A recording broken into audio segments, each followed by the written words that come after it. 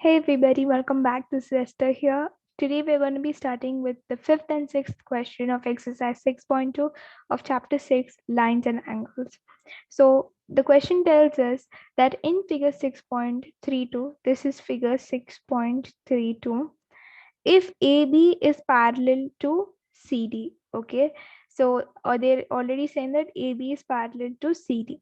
Angle APQ, that is this angle, is equal to 50 degrees, and angle PRT, this angle, is equal to 127 degrees.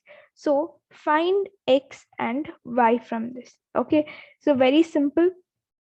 So can I say that angle, one second, angle PRD is equal to angle APR because they're alternate interior angles? Can I say that? Yes. So this angle PRD, as given in the question, angle PRD is equal to 127 degrees. So 127 degrees is equal to angle APR. What is angle APR? Which is nothing but, see, let me just write that, angle APQ plus angle PQR. Yeah, this is equal to angle APR, correct? This whole angle is constituted by these two angles, the sum of these two angles. So I will write this as 127 degrees is equal to angle APQ is 50 degrees plus angle PQR. Sorry, not angle PQR. I meant to say that angle QPR. Yes, angle QPR. Okay, sorry, angle QPR. So that is nothing but Y. Okay, so let's subtract 127 minus 50. So here we will get 77 degrees is equal to Y. Okay, hope this is clear. What did we do? First, I told you that angle PRD is equal to angle APR because they are alternate interior angles. And then we substituted the values of angle PRD and angle APR respectively. Then we did simple subtraction and then we got Y. Now angle X is very simple, very easy, guys. Angle X is equal to 50 degrees. Again, because they are alternate interior angles. We know that alternate interior angles are equal, right? So we can say thus that angle X is equal to 50 degrees and angle Y is equal to 77 degrees. Okay, so I hope this was clear, guys. So let's move on to the next question. So we have the sixth question right in front of you along with this diagram made by me. So in this figure 6.33, PQ and RS are two mirrors. PQ, let me just use red, yeah. PQ, this whole thing, and RS, this whole thing, are two mirrors placed parallel to each other. Okay, so an incident ray AB strikes the mirror PQ at point B. Okay, and the reflected ray moves along the path BC and strikes the mirror RS at C and again reflects back along CD. So prove that AB is parallel to CD. Now, first let's write what is given. We know that given PQ is parallel to RS and this AB, BC and CD are all what?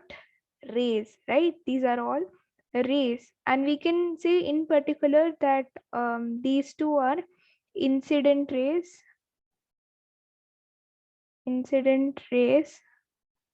and this is the reflected ray.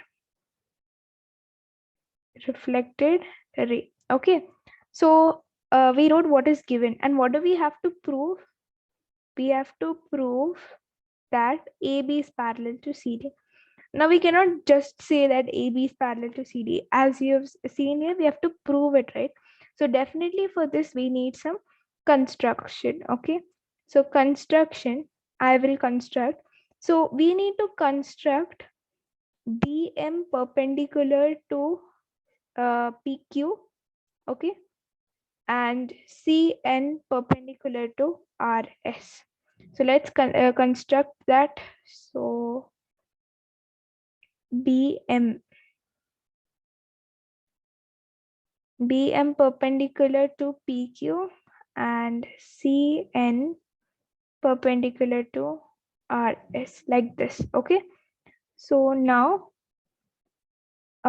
this is perpendicular, right? So that means it divides this angle into two, okay? Let's construct it such that ABC, angle ABC and angle BCD is divided into two, okay? So let's say this is angle 1, angle 2, angle 3 and angle 4, BM and CN, okay? Now let's see the proof to it, okay? So let's see how we can prove it.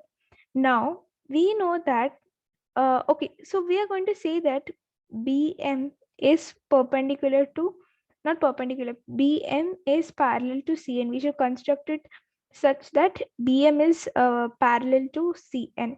And since the perpendiculars are, like on the parallel sides, we can say that these are also parallel, okay? So these are parallel, okay? Now, angle 1 is equal to angle 2, let's say, and angle 3 is equal to angle 4. How can we say that? How can I just say it like that? We can say it that because, see, by the laws of reflection, by the laws of reflection, okay,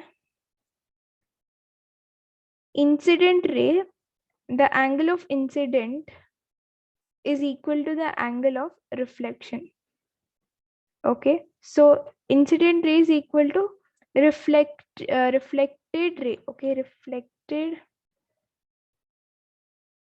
ray, okay?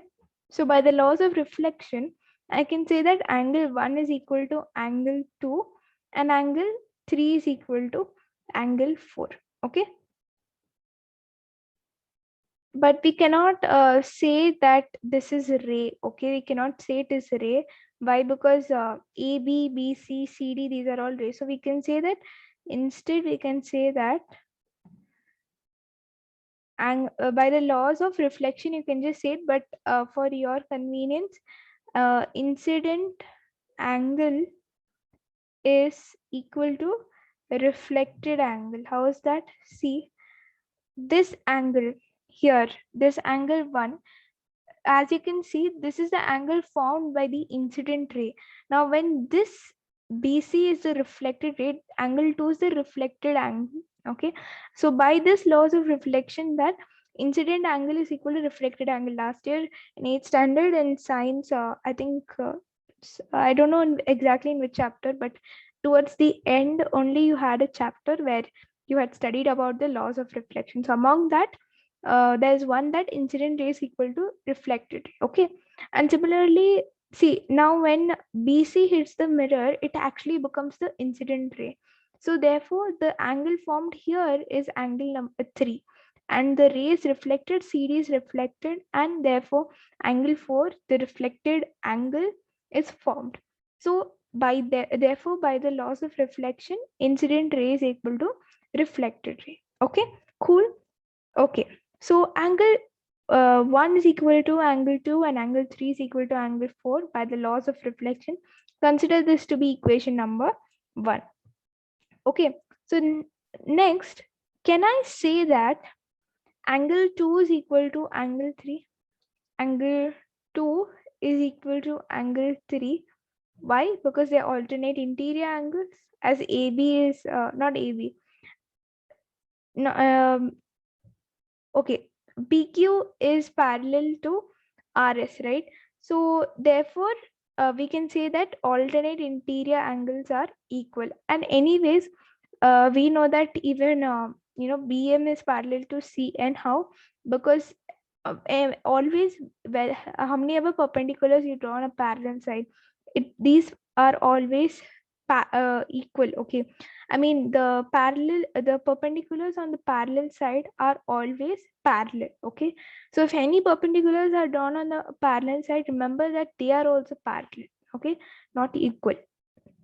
So angle 2 is equal to angle 3, which means they're alternate interior angles. So now look here, I'll tell you the next step. Now, since angle 2 is equal to angle 3, in this equation that angle 1 is equal to angle 2, can I substitute angle 3 here? Why? Because angle 2 is equal to angle 3. So instead of 2, I'm putting angle 3. And now here we also know that angle 3 is equal to angle 4. Here we just wrote this, right? We wrote that. So instead of angle 3, can I write angle 4? Angle 1 is equal to angle 4 because angle 3 is equal to angle 4. Yeah. So from all of this,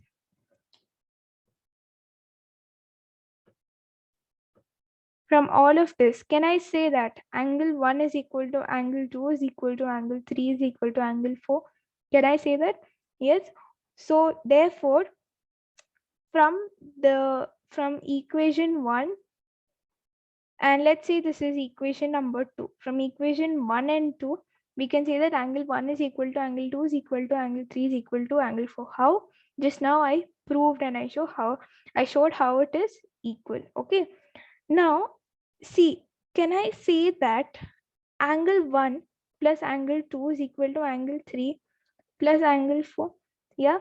So since we group like angle 1 and angle 2 and angle 3 and angle 4, what is it actually?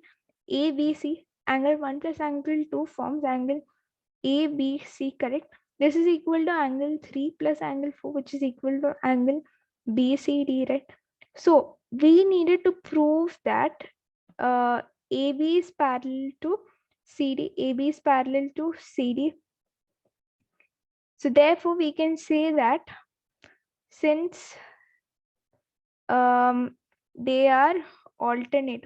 Which are alternate interior angles? These. Since they are alternate interior angles, by theorem 6.3, what does theorem 6.3 tell us? That if a pair of alternate interior angles are equal, then the two lines are parallel. So by theorem 6.3, we can say that AB is parallel to CD. This is what we needed to prove. So once more, a quick recap of what we did. Firstly, we said that, what is given, basically everything we wrote. Then we wrote what we have to prove, and we constructed BM perpendicular to PQ and CN perpendicular to RS. Okay. And BM is parallel to CN. How did I say that? Because any perpendicular constructed on any parallel line are always parallel. Okay. So now angle 1 is equal to angle 2 and angle 3 is equal to angle 4 by the laws of reflection. Angle 2 is equal to angle 3 because they are alternate interior angles. So therefore, from the equation number 1 and equation number 2, we can say that what? Angle 1 is equal to angle 2 is equal to angle 3 is equal to 4 is what is concluded. Then when we group angle 1 plus angle 2 is equal to angle 3 plus angle 4, we get angle ABC is equal to angle BCD, because these two, angle 1 and angle 2 together in the figure form angle ABC, and 3 and angle 3 and angle 4 together form angle BCD. So since they are alternate interior angles, by theorem 6.3, we can say that AB is parallel to CD. This is a 6th question, guys. Hope you understood it. Thank you so much for watching, and see you all in the next video with the rest of this exercise. Thank you. Bye-bye.